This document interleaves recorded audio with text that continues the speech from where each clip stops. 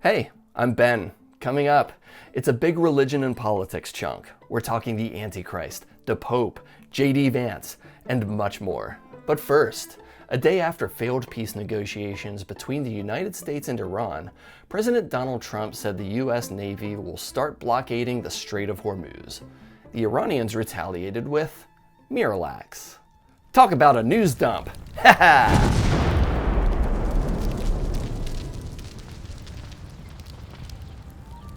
Welcome back. Every day this week, I gave myself 1 hour on the internet just to scroll, see what everyone's talking about, and then write jokes about it. Then for sanity purposes, I log off. So here's my late night monologue, and as always, my budget is zero, and nobody asked for this. And if you have better one-liners than the ones I came up with, leave them in the comments. Then like and subscribe. All right, that's the housekeeping. Let's get to the news. Welp, it's finally happening.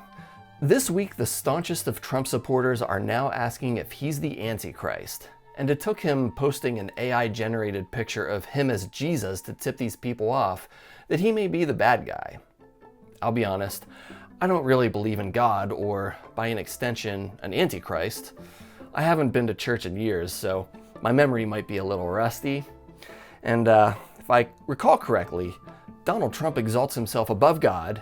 He demands personal worship, blasphemes, erects images of himself to be worshipped. He has a boastful mouth that speaks pompous words. That's all in the books of Daniel and Revelation. He masquerades as the Messiah by deceiving people into thinking he's Christ, Thessalonians and Revelation. Tries to control commerce. The mark of the beast is an economic control system. Very specific words out of Revelation there. He disregards the desire of women, and biblical scholars debate the meaning of this, but it's useful comedic fodder for this laundry list. He worships military power, the god of the fortress. Oh, and he changes laws and sacred festivals by trying to rewrite the rules of society. In 2016, he came in peacefully, then turned violent in 2020, all spoken of in Daniel, less the January 6th implications. He works with a false prophet, a second figure like Stephen Miller or any other of his stooges who will help him consolidate power. Revelations, again. So I gotta ask the Trumpers who find this video, what the f took you so long? Oh wait, my bad. Daniel and Revelation also describe the Antichrist as strikingly attractive and magnetically charismatic. I get it now. I can understand how you were thrown off the scent. Anyway, back to this AI Trump Jesus image. The next time you think your job sucks, just remember you could be one of Trump's pizza-faced loser staffers who has to crank out Trump is God prompts from the Mar-a-Lago basement. I bet that kid has to sit between the pile of classified documents and all the German dungeon porn. Anyway, this video really lives at the intersection of US politics and Catholicism, I guess, because Trump and Pope Leo are beefing. US Catholics are backing Pope Leo after he criticized the administration's handling of the Iran war, and Trump is losing even more support over it. In fact, some Trump supporters are so pissed that they're burning their MAGA merch. It's a total tit-for-tat situation, but I'm Team Pope on this one. The enemy of my enemy is my friend, even if my two enemies can't decide who takes the tit and who gets the tat. We also saw news of Hungary's Prime Minister Viktor Orban, an ally of Trump and Putin, conceding defeat in the country's election.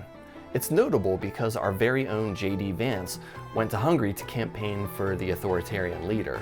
Then Orban lost. Before that, Vance met with Pope Francis. Then he died. He recently tried to broker an end to the Iran war, then screwed the pooch on that. Well, golly gee, he's quite the bad luck charm. I sure hope the Secret Service doesn't let him fly on Air Force One. But then again, since the Bible says the Antichrist works with a false prophet, maybe JD's right on time. Alright, I think it's time to move on, but not to a better place. A new book revealed private journals that detail a series of unusual and personal incidents from Robert F. Kennedy Jr.'s life, including that he cut off a dead raccoon's penis while on a family vacation to, quote, study later. What's more disturbing, it was then the amuse-bouche. The entree, you ask? Kids pizza. And No, I don't mean a kid-sized pizza. Also, no, I didn't do a Photoshop visual. Representatives Eric Swalwell and Tony Gonzalez say they'll be leaving Congress ahead of possible expulsion votes in the face of new sexual misconduct allegations. Separately, mind you. They didn't use the same staffer. This continues the wave of early departures from Congress, one to death and another to a car accident, in a trend I'm calling extreme quiet quitting. Some internet news. Looks Maxer streamer Clavicular. If you don't know what that means, you're old, but also you don't need to care about this anyway. This week he appeared to overdose while live streaming. Following the incident, he admitted that substances were indeed a factor, and they're used to help him feel neurotypical in public. Oh, here we go again, playing the atypical card. Acting like a scumbag is not a symptom of neurospicy. And if only he'd use his brain for the good of humanity, like be a real man who reads jokes to himself on YouTube. Well, if you're feeling disillusioned whenever you hear about the AI race and get the overwhelming sense of dread that this technology is taking over our lives for the worse and generally just feel a repressive sense of doom, you're not gonna like this next bit. The sneaker company Allbirds has announced they're pivoting from shoes to AI compute, causing the stock to jump roughly 700%. Meanwhile, Starbucks announced they're launching a new ChatGPT app that will act as your personal barista. Both stories play to the popular belief that the American economy is a giant bet on AI. So, not to be outdone, meet your new girlfriend, the AI Hooters waitress. I mean, we're all still waiting for AI to solve an actual problem though. Oh wait, this just in. The NRA just introduced a revolutionary new thoughts and prayers generator, Shooting.io.